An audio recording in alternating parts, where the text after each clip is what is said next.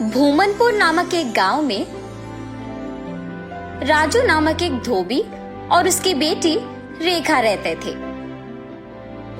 हर रोज वो दोनों गांव के लोगों के कपड़े को धोने नदी के किनारे जाते थे। वहाँ वो कपड़े धो के सुखाते थे और तब सूखे हुए कपड़ों को उनके घर ले जाते थे। राजू उन कपड़ों को इस्त्री करता था और रेखा इस्त्री किए हुए कपड़ों को तय करती थी। तब जिनको जो कपड़े लौटाना है उन्हें अलग अलग जमा करती थी। ऐसे हर दिन वो मेहनत करके पैसे कमाते थे और ऐसे ही कुछ दिन बीत जाते हैं। एक दिन नदी के किनारे जब राजू अपनी बेटी के साथ कपड़े धो रहा था, तब एक भूत उन्हें देखना शुरू करती है।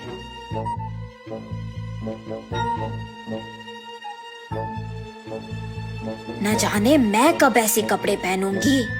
ऐसे उन कपड़ों के पास जाकर उन्हें पकड़ने की कोशिश करती है, लेकिन उन्हें पकड़ नहीं पाती है। तब क्या मैं इस कारण इन कपड़ों को पकड़ नहीं पा रही हूँ कि मैं एक भूत हूँ?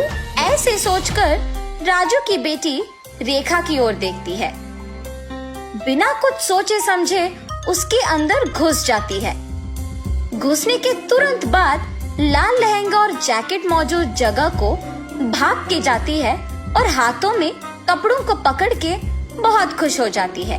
बेटी को ऐसे अजीब तरह से पेश आते देख राजू कहता है, हाँ क्या हुआ तुम्हें रेखा, वहाँ खड़ी हो, बहुत सारा काम है, चलो। लेकिन रेखा में भूत घुसने के कारण वो कुछ नहीं कहती है।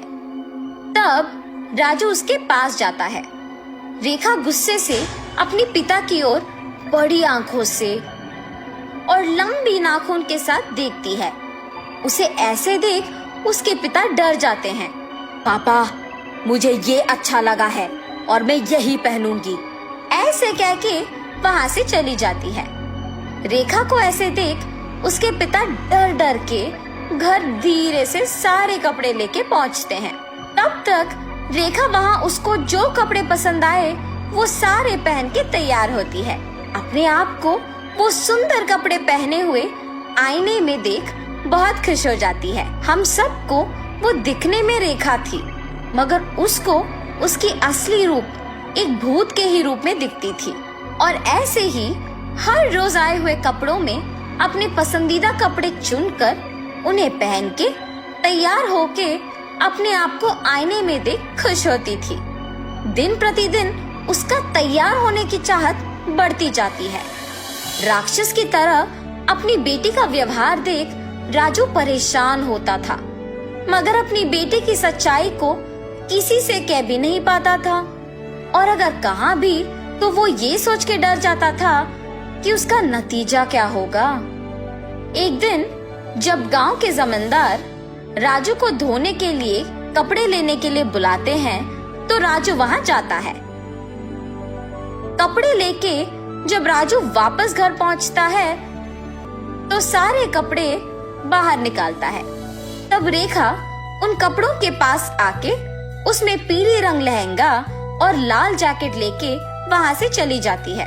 जब राजू को कपड़े लौटाने का समय आया तो वो देखता है कि उसमें पीली लहंगा और लाल जैकेट नहीं है।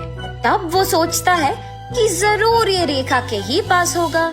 रेखा के कमरे में जाके देखने पर वो उन्हीं कपड़ों में तैयार होके आईने के सामने खड़े होके अपने आप को देखते ही रहती है। आईने में भूत का डरावना चेहरा देख राजू डर के मारे चिल्लाता है, हाँ?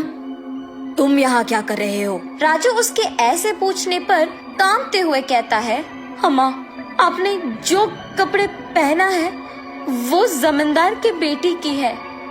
इनको आज उन्हें लौटा देना है, कृपया उन कपड़ों को दे दो। हाँ? क्या? कपड़े? बिल्कुल नहीं दूंगी, जाओ यहाँ से। ऐसे कपड़े उनके पास बहुत होंगी, अगर आप अभी इन कपड़ों को वापस कर देंगे तो और भी कपड़े लेके आऊंगा।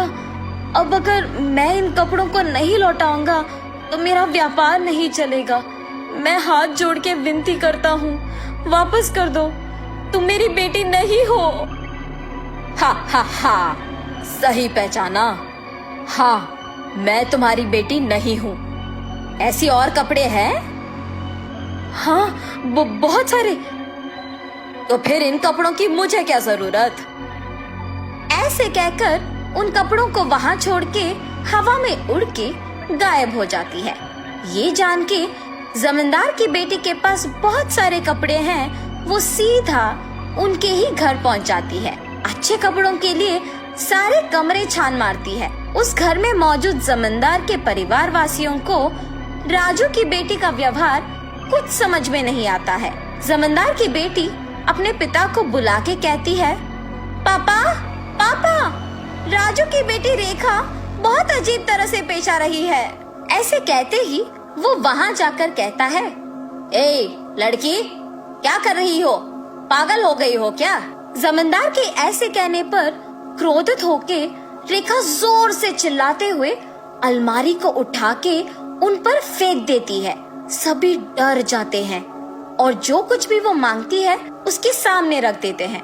रंग बिरंगी कपड़े, जेवर, चूड़ियाँ, सब। हाँ, आओ आओ, मुझे तैयार करते हुए मेरी सेवा करो, आओ। सभी डर के मारे उसके आदेश का पालन करते हैं। उसे तैयार करके उसके सामने ही एक बड़ा आईना भी रखते हैं और सभी उसके पास नीचे बैठ जाते हैं। तभी उसके पिता राजू कपड़ों के साथ जमींदार के घर पहुंचता है। राजू को देख जमींदार गुस्सा होके उस पे चिल्लाने लगता है।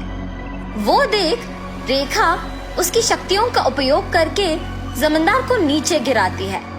क्रोध में पागल होकर सारा सामान जोर जोर से नीचे गिराती रहती है। वहाँ मौजूद सभी को एकदम डरा देती है। एक स्वामी जी ये सब नहीं देख पाते हैं और जमींदार के घर पहुँच जाते हैं। सीधा रेखा के पास जाकर उस पे गंगा जल डालते हैं। कुछ मंत्रों का प्रयोग करके रेखा से उस भूत को बाहर लाके उसे एक बोतल में बंद कर देते हैं। भगवान के रूप में आकर आपने मेरी बेटी को बचाया। उस स्वामी जी का धन्यवाद करके जमींदार से भी माफी मांगकर वहाँ से चले जाता है।